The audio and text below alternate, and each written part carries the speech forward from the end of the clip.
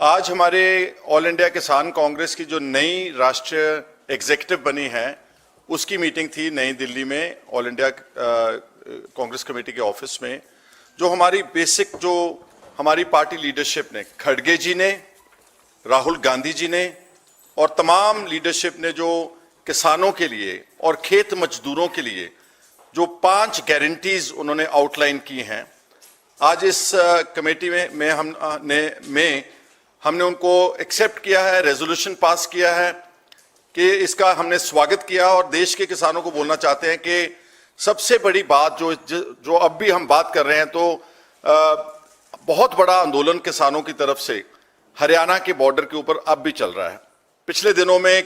SKM ने यहाँ national capital में एक बहुत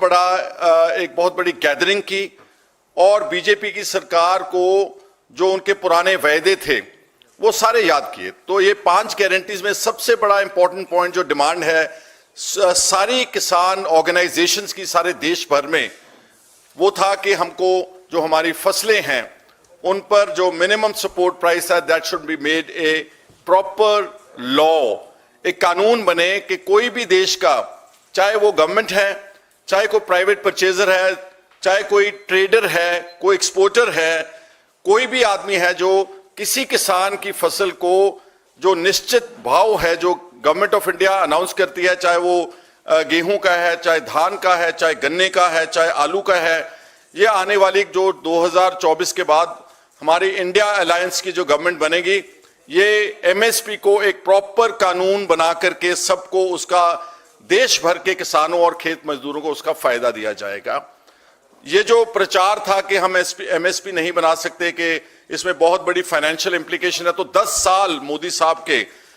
समा जाया किया। उन्होंने बोला था कि हम देश के किसानों की आमदन को डबल करेंगे।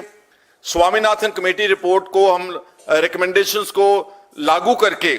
उसका फायदा जो है कि तमाम किसान और खेत मजदूरों तक पहुंचाने का काम करेंगे। लेकिन 10 साल बीत जाने के बाद भी